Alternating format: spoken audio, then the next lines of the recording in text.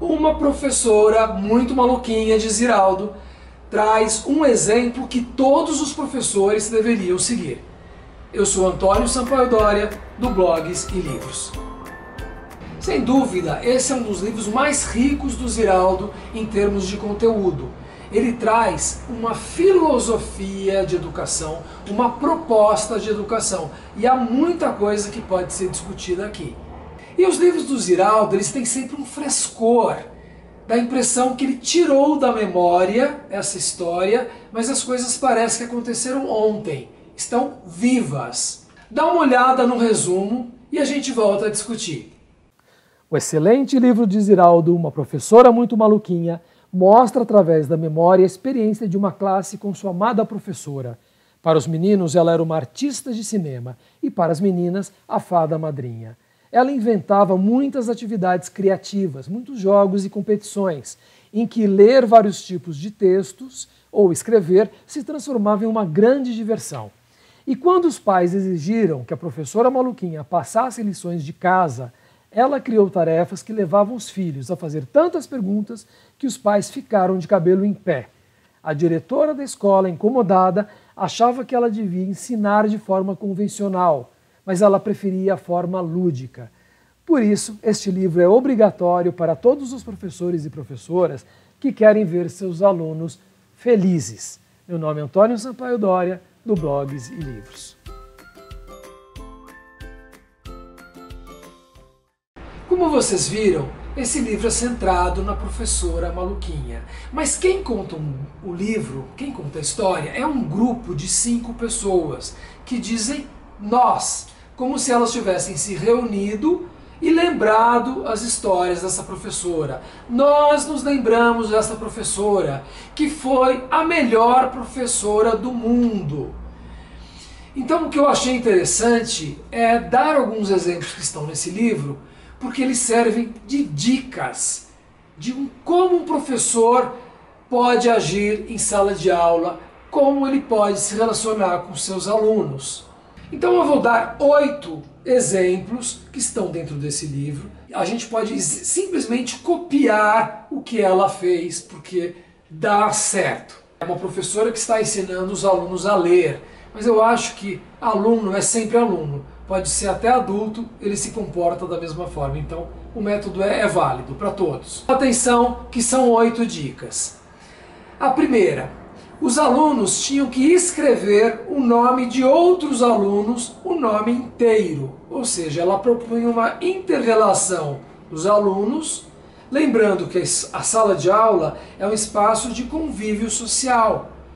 O que está em jogo é o respeito pelo outro, o sair do próprio umbigo e aprender com o outro, porque um tem que perguntar para o outro como é que escreve seu nome. 2. A competição entre times. Só que esses times sempre eram diferentes. Gordos contra magros, altos contra baixos, então todos tinham que conviver com todos.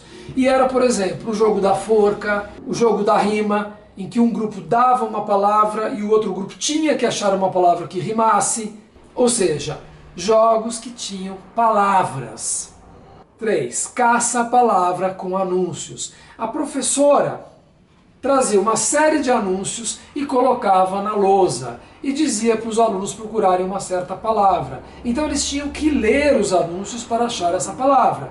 E a gente sabe que o anúncio é um gênero textual importante. Afinal, nós somos bombardeados com anúncios. Outra coisa que ela fazia, ela escreveu uma longa frase no quadro e o aluno que tivesse paciência de ler a frase até o fim e descobrir que tinha um desafio nesta frase, ele ganhava o desafio. Então, o que aconteceu? Todos chegavam correndo porque todo dia tinha uma frase que eles queriam ler para ganhar o desafio. Não havia castigo em sala de aula. Se alguém fizesse algo de errado, havia um tribunal com a defesa e com a acusação. E todos os alunos discutiam o que ia acontecer a partir dali. Ou seja, os próprios alunos criavam as regras do certo e do errado, e por isso todos obedeciam. Quando os alunos viram um globo, a professora disse, por que a gente não cai da Terra? Então vamos lá falar com o professor de geografia no ginásio, que ele vai explicar para a gente. Ou seja, temos aí a interdisciplinaridade e o fato de que a professora admitia: eu não sei tudo, eu não posso explicar tudo para vocês, mas eu quero ir atrás desse conhecimento. Vamos lá. 7. A classe viu na época um filme chamado Cleópatra, a Rainha do Nilo. Como era uma cidade pequena e não tinha muitos filmes, esse foi um filme que gerou grandes discussões entre os alunos e eles aprenderam história muito mais com esse filme do que com os livros. Em outras palavras, o uso de diversas formas e diversas tecnologias para aprender. Não é só o livro, existem várias tecnologias que podem nos ensinar uma série de coisas. O último exemplo, que é um dos mais bonitos. A professora fez um concurso de poesia e o aluno que ganhou o concurso ganhou uma medalha que parecia de ouro.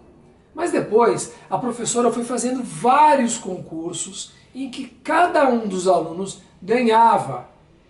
Todos eles terminaram o ano com uma medalha. Ou seja, todos os alunos tinham algum talento especial e ela fazia esse concurso justamente para aquele aluno ganhar aquela medalha. A melhor redação, a voz mais grossa, o melhor desenhista, a melhor mão para plantar flor, o melhor cantor, o mais engraçado, o que tinha a melhor memória.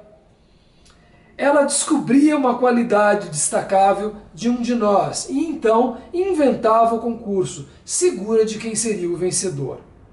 No fim do ano, todo mundo tinha ganho uma medalha.